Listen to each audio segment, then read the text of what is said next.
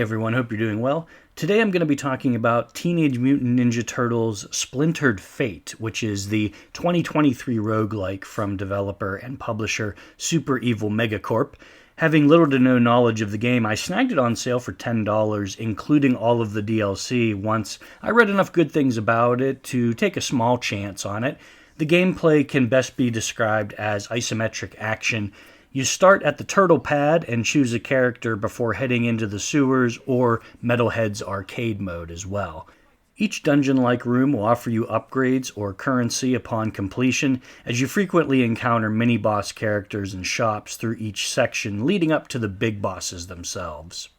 Each turtle or other character plays uniquely from one another, and I have interest in making progress with almost all of them. The basic story of Splinter being kidnapped works well enough to get our heroes into the action. With all of that said, there's something about this game that defines it more than anything else, and I can't go further without discussing it.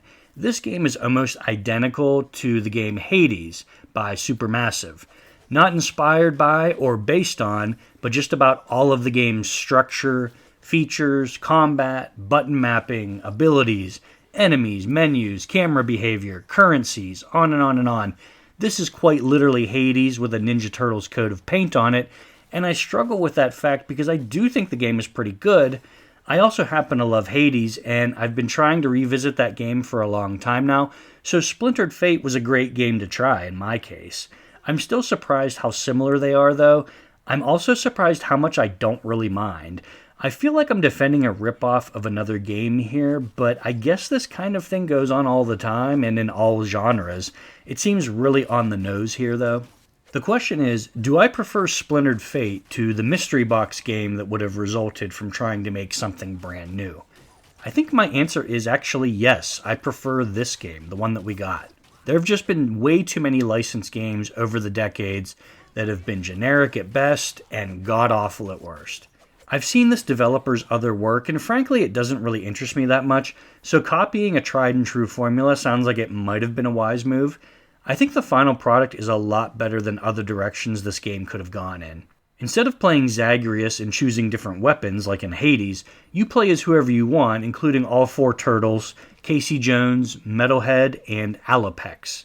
A couple characters felt a bit similar, but overall, like I said, I enjoyed playing as all of them, except maybe Metalhead, but I still want to learn how to best use him.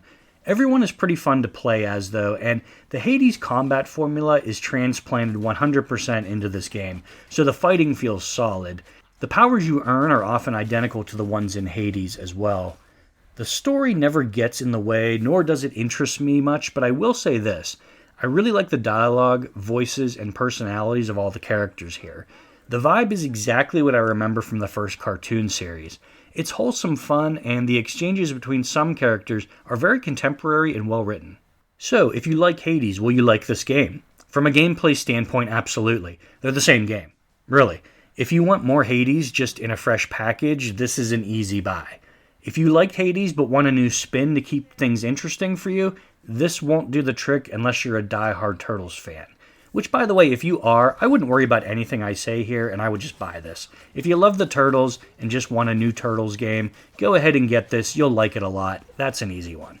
That leaves the people that haven't played Hades before, but are still curious about this game. Are these games the same in terms of quality? I think it's close, but I don't think I could ever recommend this game over Hades, which is a great game to copy if you're going to the trouble.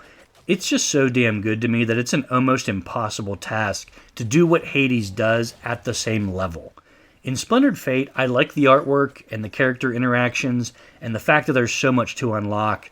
I like seeing who will show up next, be it a new boss or just a friend of the Turtles. Finally, like I said, the story isn't anything special, but it's fine. It's good. I like all of those things about Splintered Fate, in addition to the gameplay, but Hades still does all of those things a little bit better. The graphics and style of Hades is also far superior. The menus and presentation are clearer. Hades might have the best sound design of any game I've ever played. From sound effects, to music, to voices, and anything else you can think of, it's a 10 out of 10. I wouldn't expect Splintered Fate to match those marks. It comes relatively close in many categories, though, and while being an imitation, it manages to be a really good one that uses the Turtles license incredibly well. If you're like a Turtles otaku and you just don't know anything about Hades, you just want the Turtles in a competent video game, I'd say you're passing up a much better experience and honestly better story and characters too.